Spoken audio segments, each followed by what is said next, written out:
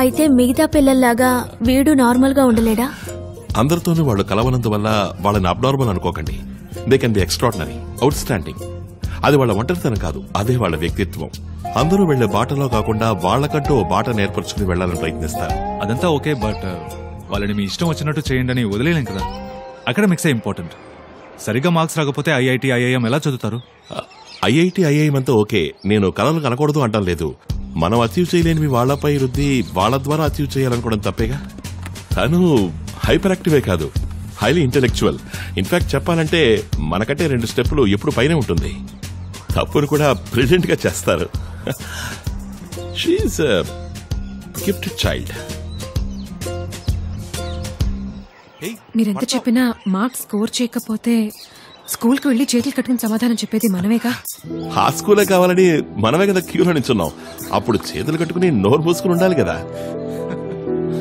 హే, just kidding. ఈ మధ్య అన్ని స్కూళ్లలోనూ పాఠాలు నేర్పించట్లేదు, పరీక్షలు ఎలా రాయాలో నేర్పిస్తున్నారు. దయచేసి మనం ఆ రేస్ రోజు బయటకు వచ్చేద్దామా?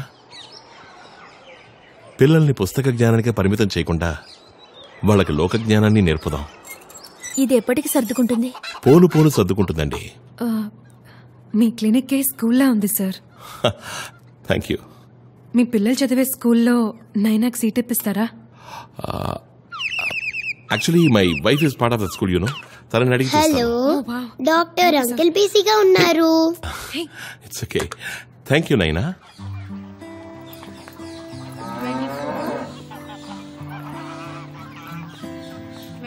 Hi Naveen. Hi Naina, welcome.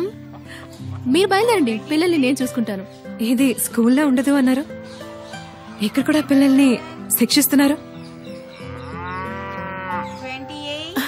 అది శిక్ష కాదండి, it's call super brain yoga.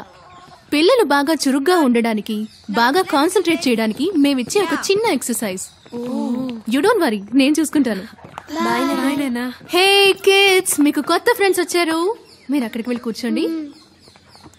Okay children, 5, 4, 3, 2, 1, ready?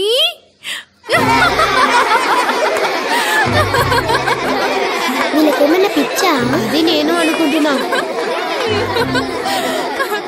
నాయనా, ఎందుకు నవ్వట్లేదు? పిచ్చోళ్ళగా నవ్వటం ఎందుకు మిస్? కాదమ్మా, మనం కడుపుబ్బా నవ్వడం వల్ల మన మజిల్స్ అన్ని రిలాక్స్ అయ్యి టెన్షన్ తగ్గి మనం పీస్ఫుల్ గా పాఠాన్ని బాగా వినగలుగుతాం. ఫారిన్ కంట్రీస్ లో స్టూడెంట్స్ అందరూ దీన్నే ఫాలో అవుతున్నారు.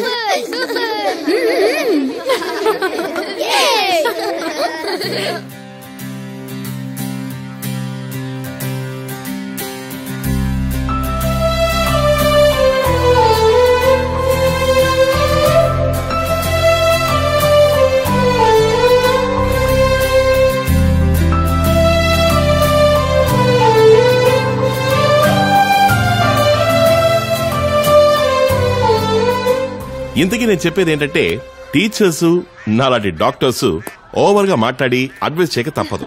But still it will be very interesting. Go ahead. You see, పిల్లలందరూ విత్తనాలు లాంటి వాళ్ళు.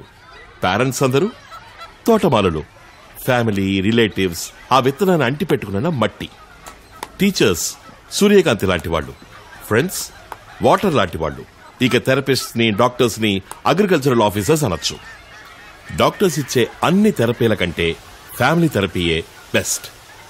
పిల్లలతో గడిపే పేరెంట్స్ వల్ల మాత్రమే ADHDని కంట్రోల్ చేయడం వీలవుతుంది. నేను పేరెంట్స్ అని మీన్ చేసింది అమ్మా నాన్నలు ఇద్దరిని. Dads also. But mothers are the best therapist. ఇలారా, సూపర్. కామాక్షి ఎంత స్మార్ట్ గా ఉందో, మిమ్మల్ని చూస్తుంటే నాకు అసూయగా ఉంది.